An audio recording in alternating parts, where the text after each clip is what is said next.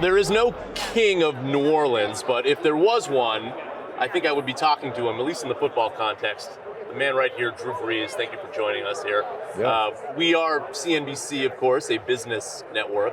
I want to ask you a football question to start, but maybe put it in a business context. And it's about your New Orleans Saints.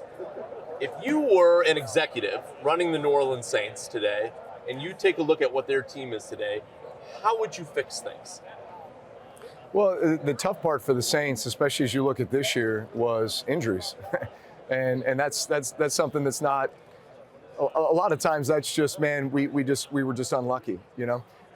I think what the Saints showed early on in the season is that when they're full power, they can be as good as anyone. I mean, we remember those first two games of the season, Panthers and Cowboys, where I think they scored on every single possession in both those games. Right? They've had a top 10 defense for the last 7 or 8 years. So I think when you look at the core pieces of the team, they're in place. Including the quarterback? Yeah, including the quarterback. Yeah. I think Derek Carr, look, I've always respected Derek Carr's game.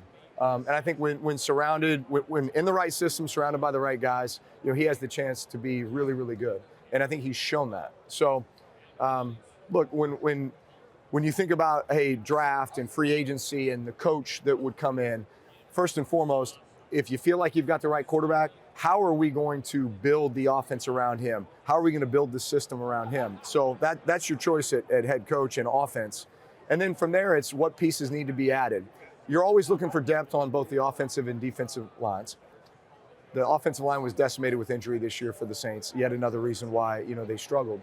But look, I think the core leadership components are in place. Now you just continue to fill in the holes around it. I ask you a football analysis question as sort of a lead into my next one, which is you've dabbled in the broadcasting world before you had a job with NBC. Yeah. I know you've made comments suggesting you might be amenable to doing something like that again, maybe even in a context of calling games.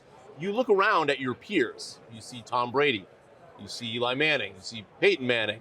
You see Tony Romo. They're all in the broadcasting world. Is there sort of a competitive part of you that says, I want to do that. I want to be in there. They're my peers. That's the right job for me. I love the game. I love the game of football, and I will always be involved in the NFL game in some capacity.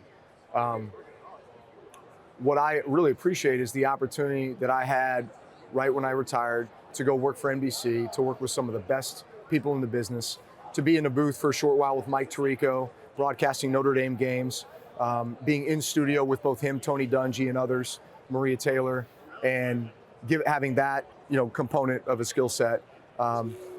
In stadium, for playoff games, we did a Super Bowl pregame broadcast for 5 hours. So doing all of those things, I think, has given me a ton of exposure to a lot of facets of the media landscape in and around the game of football. What I really love is I love broadcasting, because there's an insight that comes with playing the quarterback position for 20 years that you have that nobody else has, especially with today's present game. With the players that are on the field, with the coaching staffs, the defensive and offensive systems that are in place, how they're working to combat each other.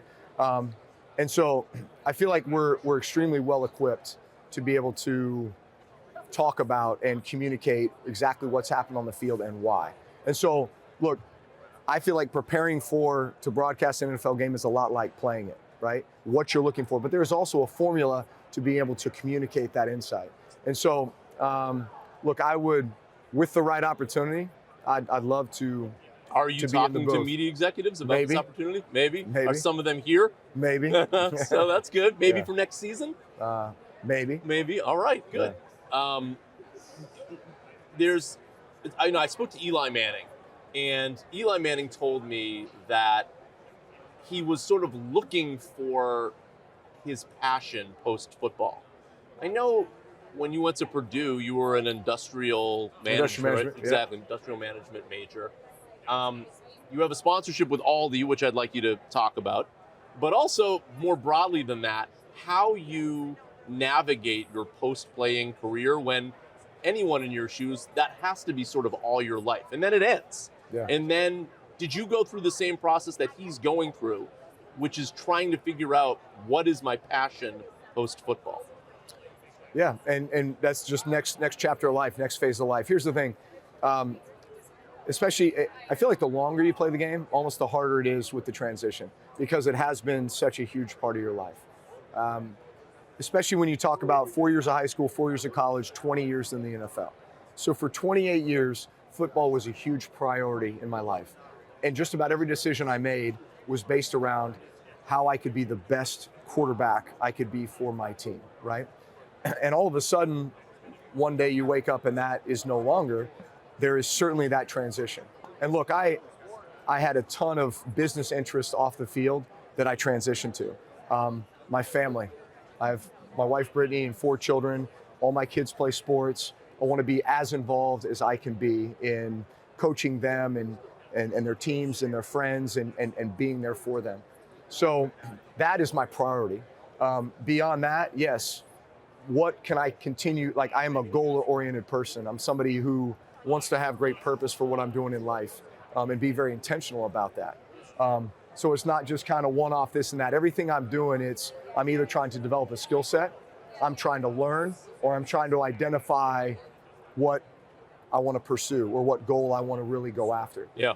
So honestly, my 4 years of retirement thus far have been in that realm of kind of self-growth, development, improvement, being the best husband and father I can be, staying involved with the game and trying to figure out exactly what avenue I want to pursue within the game.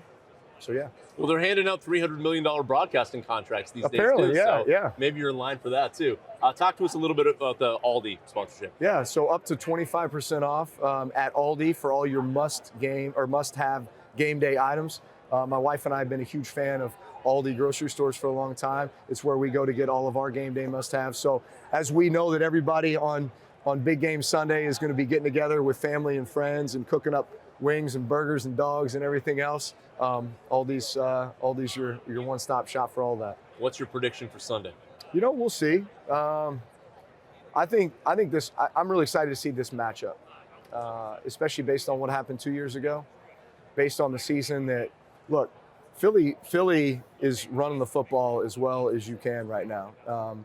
That Saquon Barkley addition is just taking that offense to a whole nother level. And I think for him too, the Jalen Hurts component, just like Lamar Jackson, Derrick Henry, right? Like that combination and what they do for each other, I think has really elevated, their games and therefore the profile of the offense.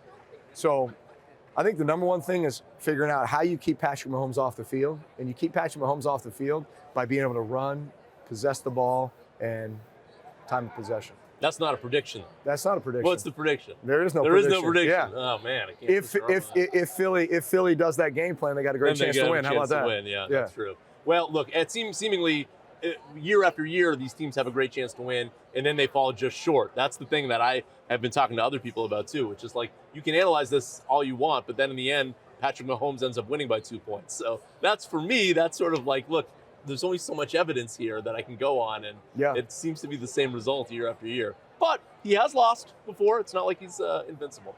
Coming to a broadcast booth near you maybe next year, Drew Brees, thank you for joining us. Yeah, thank you. Appreciate it.